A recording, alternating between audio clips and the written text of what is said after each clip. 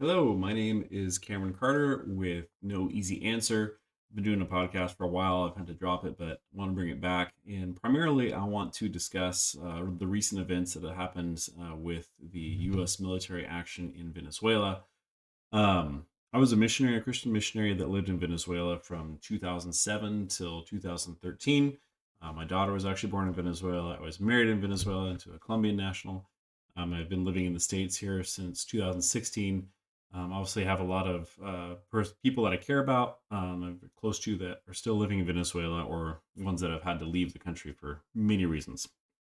Um, and so I want to offer my perspective of what I've been seeing going on, my understanding of how everything has been progressing. And I want to kind of take a few different approaches to this. Number one, I want to give a little bit of context of what brought us to this point, historically speaking, so that you can have a better understanding. Because my main goal here is to inform. I'm not trying to take a side politically or create any sort of or to promote any particular side or narrative. I just want to inform. I want to let people know really what is going on to the best of my knowledge. And so hopefully we can have a better understanding of where things move from here. In the last video I'm going to do in this series, we will talk about how I understand things could move, how they could change, and what the possibilities are for the country and the world at large as we move forward. Um, I'll just say I'd just like to get into this and talk about my experience that I understand for Venezuela. When I reference things in Venezuela, just know I'm going to say them in Spanish. I'm not trying to sound stuck up or anything. It's just how I know them. So my apologies if it's maybe not clear what the pronunciation of those would be in English. But I'm hoping I'll translate everything to make sure everything is as clear as possible. And today is it's the evening of Sunday, January 4th. As we know, the bombings and the military action that the United States took to remove Maduro from power that happened in the early morning hours of January 3rd. And really getting into what we know, we can say that Maduro was removed from Venezuela and his wife, Celia Flores. They are now in custody in a jail in New York, prison in New York, and awaiting trial. And I think even tomorrow morning they'll have charges read against them, and we'll see how they plead. Um, President Trump later on the 3rd had a press conference with Pete Hegseth, other generals, and Marco Rubio to discuss what the United States had done in that action. And so I'm using that as my main source of information. Earlier today, Marco Rubio also had some interviews on some of the Sunday morning TV programs, Meet the Press and others. And so that will be kind of other sources of information we'll talk about.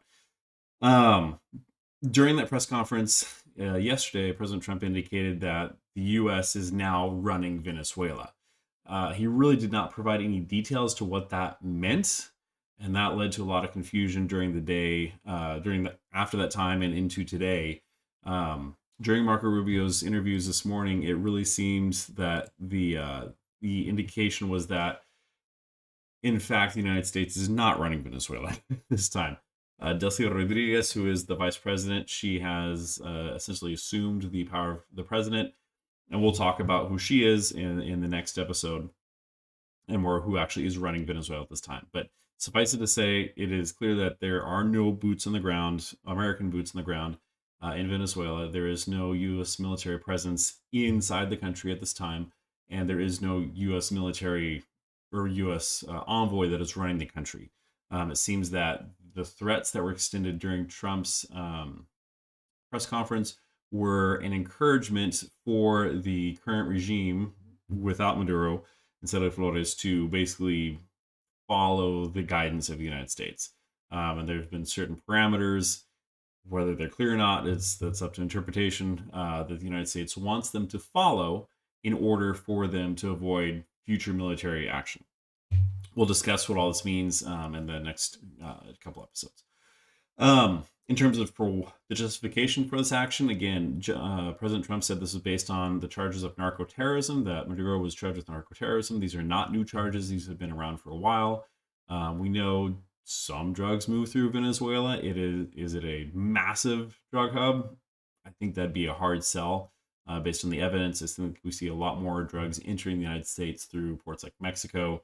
Obviously, we'll see reduction, even though it is being constantly, consistently attacked of cocaine and coca production throughout other parts of South America, Colombia, Peru, Brazil, all the areas where they can be cultivated. And then it comes into Mexico and eventually into the United States. Venezuela is a 3 hour flight, 3.5 hour flight to really get from the northern part of Venezuela to Miami. If you're going to try to cross the entire Caribbean Ocean in a boat, it's a long trip. So it's not proximate, nor is it share a border with the United States. And so it is a longer shipping routes to actually get something there. My understanding is most of the boats, the majority of the boats that have been targeted by the United States have been crossing between Venezuela and Trinidad and Tobago, which is a pretty short run, but that's where the majority of them have been targeted. So the other second explanation for the reasoning was to, in Trump's words, to get the United States oil back. Venezuela has the largest oil reserves. I don't think that's any secret at this time, but that was his public explanation as to why the United States took this action. To get Maduro based on his narco terrorism charges and to allow for U.S. exploitation of Venezuelan oil.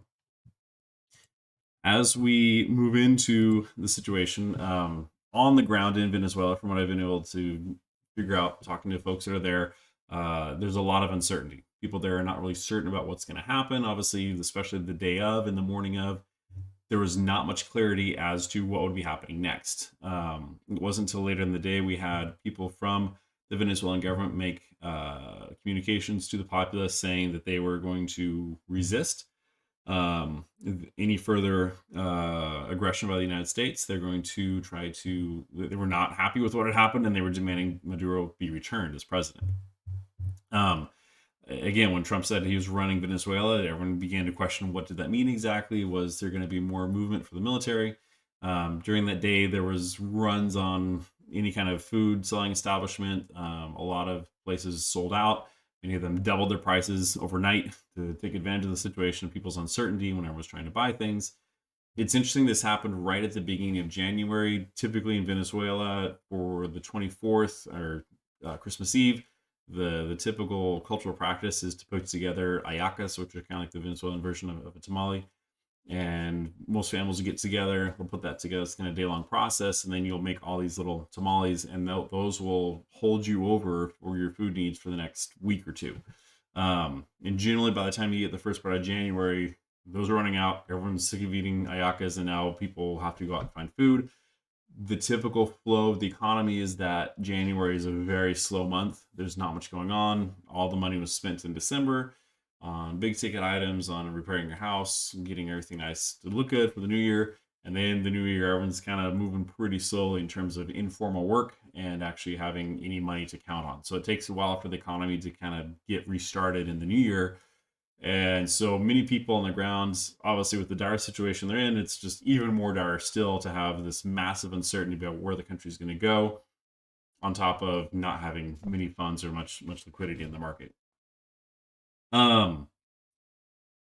How have Venezuelans reacted to Maduro's removal? Again, I think most Venezuelans in the exterior, you're seeing celebrations happening in the street. They're happy. This is good news to them because there's been just constant bad news for many years. And so the fact that, hey, there's a glimmer of hope that things might get better, obviously this is a motive for celebration. At the same time, there have been other Venezuelans who have expressed certain uncertainty. There's caution. I think there's much more celebration outside of the country than there is within the country. Because again, just because Maduro was removed does not mean that government goes away. This is not a liberation day. But we'll get into what that actually means and what that would have to entail. So how do we get to this situation? What actually happened to bring us to this point where Maduro was the desire was to remove him? That's kind of a bigger question as we look into this. And so I want to consider that as we move into this video. Thank you for my amazing graphics trying to get everything together here. So I'm not going to go into the full story of the history that started with Chavez. I'll make allusions to that. Maybe I'll make another video kind of talking in very general aspect about what happened with him and how he came to power and what the situation was in the country with that. I really want to start at the end of Chavez's time in power after his death due to cancer in 2013. I believe he passed away in March of 2013. My own daughter was born in January, and she was only 2 months old. I remember we were in the zoologico, the zoo in Cariquao, when we heard the news that he had passed away. Um, and so after that, the country had to move to elections. Maduro was selected to be the successor of Chavez's party, the PSUV, which is the Partido Socialista Unido de Venezuela. So it's the United Socialist Venezuelan Party, and Maduro was the chosen one to continue on with this. That they had an election, and Maduro won that election, but it was a contested election. It was a pretty tight election. But even then, there was many international observers at that point in those elections. Venezuelan elections prior to that had been rigorously studied, rigorously reviewed, rigorously observed, and all the results from those previous elections had been proven time and time again. And so, even though this was a contested election by the opposition to Maduro's party and Chavez's party, um, the overwhelming sentiment was that Maduro most likely won. And while there were certain things going on in the country that were very difficult, you're beginning to see greater food shortages. You're beginning to see more difficulty economically. Inflation was starting to tick up towards these last few months, really the last year of Chavez's life. People were still mostly loyal to Chavez in the general sense. Obviously, Venezuela was a very divided country politically. But the general sense was that there was still more loyalty to Chavez's movement than there was to the opposition. And just briefly mention this. Basically, before Chavez, the country had been divided against two parties that were very similar to each other. They were run by people that exercised most of the power and most of the economic authority within the country, and the people on the bottom rung of the country really felt like they were never represented. Chavez became that voice for them, and he won their loyalty through that, and they stuck with him through the rest of his life. With Maduro, they extended that same graciousness with the hope that he continue that. But again, as things got worse, as Chavez's health got worse, and when he eventually died, things were pretty rough in the country at that time. With Maduro taking over power, things just got worse. People had hoped that Chavez was going to beat cancer and come back and get everything set up straight, and that did not happen. The economic crisis deepened severely. Inflation went through the roof. The bills became absolutely worthless. So the local currency, the Bolivar, was already Bolivar Fuerte, so the strong Bolivar. And then that became so useless because it had to have so many zeros to it. They made a Supremo, the Bolivar Supremo, the Supreme Bolivar. And then that had so many zeros, it just the bills that the currency was printed on became absolutely useless. I remember when I was in Colombia, after 2013, there was many Venezuelans that had left and were living in other countries, and they would take their bills and they would form them into vases and other structures, basically large human-sized works of origami, because that's all they had. You could have a whole suitcase worth of money, and it just had, if it was worth $2, that was a lot. So we had massive inflation. Starvation began to rack the country. There was great shortages of food at the beginning, and then it got to the point where there weren't necessarily shortages of food, but it was just impossible to buy the food that was actually available. Eventually, getting later on in this process, kind of towards the 2020s, the economy, because of the inflation, essentially abandoned the local currency and began to embrace the dollar. And how dollars got into the country physically to be working as cash, I have no idea. Was not there at that time, but there was just this transition at some point to everything in dollars. If you happen to have somebody in your family that had left the country at this time and they were able to send money to you, you were in a good spot because you could get by. If you didn't, those are the ones that suffered the most. So as people began to get to the point where they could eat, instead of 3 times a day, down to 2 times a day, down to 1 time a day, sometimes no times a day, the country began to suffer extreme starvation. People that had, good, decent jobs where they were professionals in their work, they had university degrees, and now they're having to go through the trash bins and the trash containers and the trash areas to try to look for food to survive. It began to be extremely difficult. And because of that, so many people took the option to leave the country and seek a better life somewhere else. As that went on, things got to be, again, pretty grave. So, just to give you a picture, I'm not trying to sensationalize what this is. I just want to give you a clear idea of what the populace went through and why there is so much rejection of Maduro and of the current Venezuelan government based on the suffering that the people went through. So, this is a park in, I believe this is Altamira. This is a park in one of the eastern parts of Caracas, and just says, "We're hungry." This lady here who is protesting, her sign says, "Venezuelans, we are dying of hunger. There's no food, medicine. The insecurity is killing us. Get out, Maduro." And again, that's another part. We'll talk about the insecurity probably next video and how that changed and evolved over time. And by insecurity, we're talking about crime. Again, as I mentioned, many people were forced to go through the trash to find things to eat, just because there was no options. If you went to the store, there might have been food there, but a lot of times there wasn't. There became a phenomenon known as bachaqueo, which is where people basically got a job to go into the stores and stand in line. During the time I was in Venezuela, I spent a large portion of my life standing in line because that's just what you had to do. When stores were able to bring in food, and let's say they were selling oil, if you found out a store had oil, you would let people in your network know, hey, this store has oil, and people would run over there, and you have to wait in line, and they would just allow you to buy maybe 2 bottles of oil maximum per person. So you'd go in, buy your 2 bottles of oil, and that's the oil you had until it ran out and you couldn't find it anywhere else. But because as after I left, the lines began to get much longer. So instead of having to wait an hour to get in, 2 hours, now it's 3 hours, 4 hours. And so these people began to create their own jobs where they would just wait in line. You would pay me, for example, if I was a ant, as they call it, you pay me as the ant just to wait in line for you. I'd give you the list of what I'm looking for, and they would send a line, and then you come and get it to you, and they'd sell it to you at a higher price because they waited in line and they were able to get it at a higher price. So this became much more of the informality, much more of the food insecurity that people had to suffer through to actually just survive.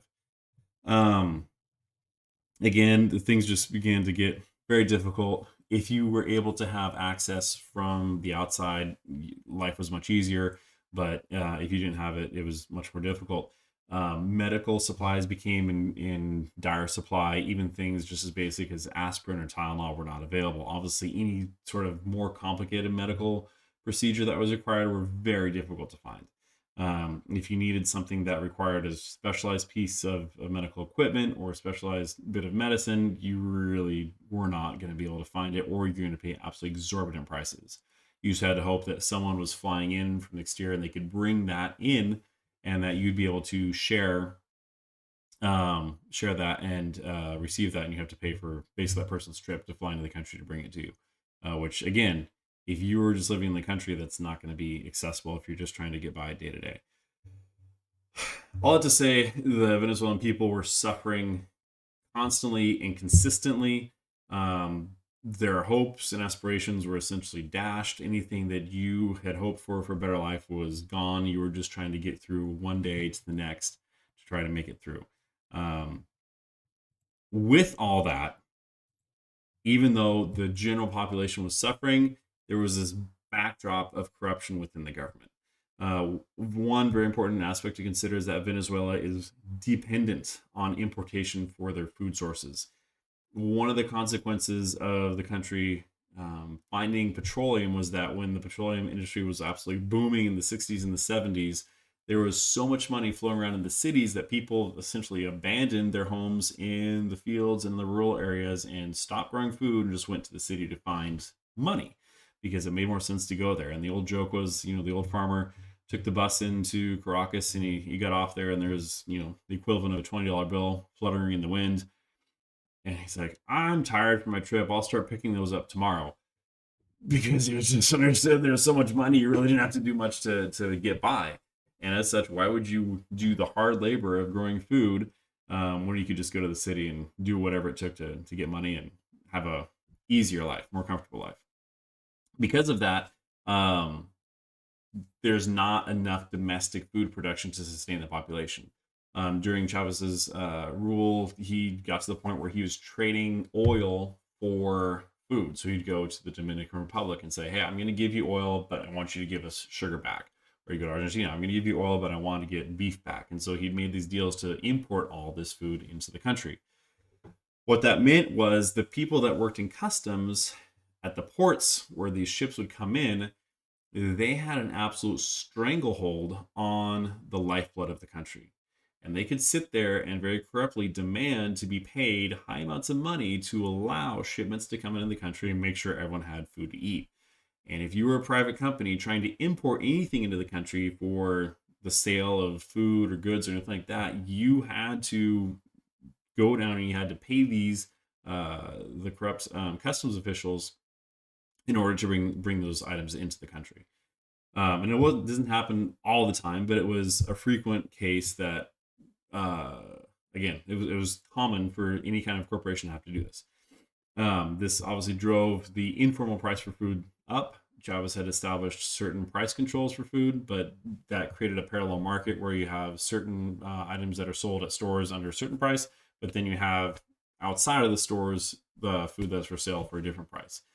And as things got worse, this parallel market began to have extremely high prices for the food that was imported and not under price controls, whereas the food that had price controls disappeared immediately and was just not available.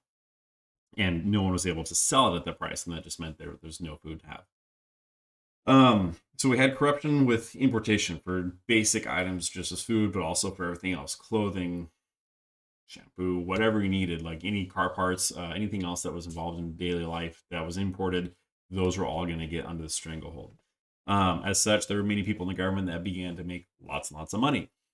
You also saw government collusion with the military and police forces, and they essentially would darle vista gorda. They would basically look the other way if the police ever wanted to extort someone or if they wanted to cause problems for someone. They had the power to do so, and the government was not going to cause you issues unless you messed with somebody higher up in the government, in which case you created a headache for yourself. So you're always trying to figure out who's high up in the echelon to figure out who do you need to be with. A lot of Venezuelan society at that time, as there was based on the idea of palanca, leverage. Who can give you the best leverage? Who do you know that's higher up that can help you get what you need? Because typically, if you're just kind of go through the normal channels, it's going to be a very long and arduous and sometimes impossible process. You needed someone higher up. You probably needed to get a favor for them. You needed to provide them with something that they wanted in order for them to help you. Or you need to know them well, be part of their family, and they could help you. So this allowed for the police and the military to really crack down on any sort of political dissidents or anyone that was going against the government that was really not necessarily just expressing themselves against the government. I mean, there's still very much freedom of speech in the sense that you could say things against the government in close quarters in the right way in the right time if you were careful. But if you were actually causing a problem for the government, then you were a target. And so with that became an issue that continued to exist there. And finally, we have these extreme wealth inequalities between the people that are plugged into the government, so government employees, people that are higher up in the government, and the rest of the country that had that. So while people were out starving in the streets and going through the trash bins, trying to find something to eat, there were restaurants in downtown Caracas where the most basic, cheap plate of food was $400 a plate. And I'm not kidding. $400 for a single plate of food in one of these restaurants. And these restaurants did just fine because they could charge that because there's people in the government that could just use US dollars like it was plain money because they had that much money to spend. That amount of inequality just created this massive discontent within the country that the people living and suffering began to realize that this was just not a good way to proceed. So, as that goes, as things progressed, there was another presidential election in 2018. Maduro runs as the presidential candidate for PSUV, the Socialist Party. But again, no one even runs against him because it's understood that no one can run against him. Even if you tried to, you'd probably be disqualified or you'd be shot or killed. And so no one really has the gumption to do it. There is one guy who decides to run. He's an evangelical pastor of a small church. He runs. He maybe gets 5% of the vote. And so this particular vote is not really widely received internationally. People begin to say, this is not really, a legit election, even though it's not really close to anything you could really say. Again, you could, if you have no opposition candidate to run against you, you just need a small percentage of the population to vote. Obviously, we have a number of people that work with the government that your vote may not be that secret, so they're going to be encouraged to vote for the government, and they do so. This is the time period when Juan Guaido shows up and he declares himself to be president. He comes from the National Assembly, and it's kind of like their version of Congress. He shows up and says, "Hey, I'm actually the president because of this little article here," and he just kind of makes this declaration that really doesn't have much background. It gets a lot of attention internationally, but it really doesn't mean anything in the country. No one really has hopes that this is going to change anything. But it is good to draw attention to what's going on. Also, during this period from 2014 to 2019, there are many protests that happen at multiple different times. And even though millions of people pour out in the streets, hundreds of thousands pour out in the streets to protest, and these can last days, they essentially fail to make any changes within the government. Maduro is squarely in power. He has the military with him. He has the police forces with him, and no one is able to affect a change within the government to actually bring about a better life for everyone living there. So fast forwarding beyond COVID, we're going to skip COVID for a little bit. This is going to get, and in that time between 2020, 2024, the country begins to stabilize a little bit. There's enough people, and again, we're having about almost 8 million people that leave the country in that time from 2014 till present, somewhere around there, which is a big chunk of the population. Again, when I was there, I think the population of Venezuela is around 28 million. So you had almost a third of the population leave, almost, not quite, which is significant. That is very significant. And so the country begins to stabilize a little bit. Some of the policemen actually begin to bring down a lot of the crime, and so it's actually gets to be a little bit safer in the country, and things feel a little stable. It's not quite as bad. You can kind of get around. You can kind of figure out things. Having a dollar as your effective currency has reduced the pressures that are coming from inflation. And so the country's in a little bit better situation. It's still not easy. Again, many Venezuelans are also living off of money that's coming in from folks that have left the country and able to send money back to their families. And that stabilizes them and keeps them in a better spot where they actually have food to eat. Again, if you don't have that connection to someone on the outside, it hurts, and it is not easy to get by. We get to 2024. This is the next election cycle. Every 5 years, there's a election for a president. And in this case, we actually have an opposition candidate that runs against Maduro. There was Maria Corina Machado who wanted to run against Maduro. However, the Supreme Court of Venezuela essentially determined that she was not qualified to run, and they disqualified her for whatever reason they came up with, but they realized she actually had a chance of winning, and since she was a threat, they did not want her to run. So they just out and out disqualified her. Probably, I mean, I'm not an expert in Venezuelan law, but my guess is it's an illegitimate disqualification. At this point, Maduro also, so since she can't run, she finds Edmundo Gonzalez to run in her place. Edmundo Gonzalez, I think, was a not a senator. The word escapes me. I'm sorry. He was an ambassador. Thank you. That went to, I think, the United States, and so he runs against Maduro. But it's understood that a vote for Edmundo is really a vote for Maria, and that's the case. Now, Maria is more of the old school opposition to Chavez back in the day. She was well known about this, and again, she's no national hero. She's not someone that's done these amazing, wonderful things for the country. Now, depending on who you talk to, that that might be hotly contested. Everyone that was in the opposition with Chavez, they're gonna love and care for all of their own, and she's one of them. The people that were very much pro Chavez are gonna have no warm feelings towards her. However, if you have an empty stomach, you can't be lied to.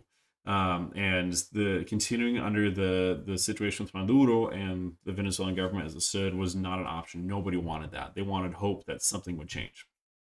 So they have the election, and the opposition, in this case Maria Corina Machado, they do a very excellent job of making sure that all the votes get counted at the time of voting, because the government is also in charge of voting. They have all the voting machines, they have paper copies for everything, and it's understood that it would be easy for them to modify the results. And so the opposition does a very thorough job out of every single voting center, asking every single person that leaves, how did you vote? How did you vote? How did you vote? How did you vote? And so they keep a very good, diligent record of how people voted, and they have a really good idea. So according to their records, they won by a 2-1 margin. So we're talking 65 to 75% of the votes go to Maria Corina Machado, whereas Maduro gets maybe 30%. And Maduro comes out and says, I won by 51%, guys. Look at me. I'm the winner. And nobody believes it. Nobody in the international community believes it. Nobody in Venezuela believes it. There was a lot of hope. There was a lot of optimism going into this day of elections that, wow, finally we're going to have a democratic change within the country and things can get to be a better place for everyone that's living here and everyone on the outside. Hope, optimism, and it just absolutely dashed. It does not go anywhere. And sadly, people realize Maduro is going to stay in power and he's not going to leave in any situation where he has to leave voluntarily. And the people are suffering because of that. Because of this, Maria Corina Machado is forced to flee from the country because now Maduro has her in his sights. She is granted the Nobel Peace Prize. Some people say dubiously. Some people say she doesn't deserve it. Some people say she absolutely deserves it. I'm not getting into that right now. And she begins to work to try to apply international pressure to get the international community to de-recognize Maduro and to hopefully get Maduro out of power. She's still hiding. She came out just to receive the Nobel Peace Prize, and her whereabouts in the rest of the world are not particularly known. She's doing that on purpose for her own safety and well-being. So, where do we go from here? This is what kind of began to open up the whole situation. So, in August of 2025, we have the U.S. buildup of naval forces in the Caribbean. We see that Trump is beginning to make these talks and bring out concerns about Maduro. Again, the charges of narco-terrorism, the idea that Venezuela is now a drug trafficking hub, that it's bringing in lots of drugs in the United States, and this is justification to take actions against Venezuela. This starts with the attacks on these boats going through the Caribbean that are allegedly carrying drugs. Again, if you blow them up, you may not even know what they're carrying. They might be able to know, might know. Again, this is a question of intelligence. It's military intelligence. We're probably not going to see those documents until decades later. So again, the government of the United States is saying this is narco-terrorism. They're transporting drugs. We're going to blow them up. And we're going to see these actions taken against Maduro. And that leads us to the point where, officially, as far as we know, we get to the point where Maduro is now removed from office and he's taken out. That's the context. That's kind of where everything has been. And that's what's brought us to today. In the next video, what I'd like to do is I want to address who is actually running the country of Venezuela at this point. What does the Venezuelan government look like? Who is it composed of? And what are they doing? What are their motives? What are they're hoping to accomplish? And where are they at right now? And maybe we can try to get an understanding what it is they're looking for and what the possibilities are for the country moving forward. And then my last video in the series, I want to do a little bit of game theory analysis to see if we can try to understand what the next potential options are for Venezuela moving ahead. What is the United States goal here? I know everyone's going to say oil. We'll look at that. Are there other goals in mind? What's the goal of the existing Venezuelan government, or is it split? What's the goal of the Venezuelan people?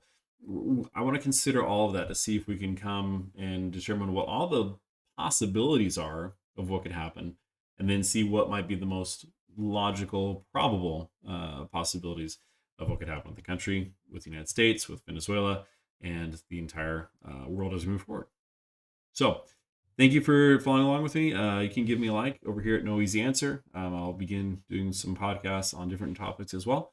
So if you want to keep following, that'd be great. Share it with your friends. Again, I'm hoping to do a brief overall analysis on here. This is not doctoral thesis depth, but I'm hoping this might give you a perspective on what's actually going on in the country and provide you the information you need to have more information there. If you're looking for just very stopgap answers, this is the wrong place. This is where we do that. We want to look at everything with nuance and actual consideration of what's going on. So thank you for spending your time with me. I appreciate it. Have a great day, and we'll see you soon.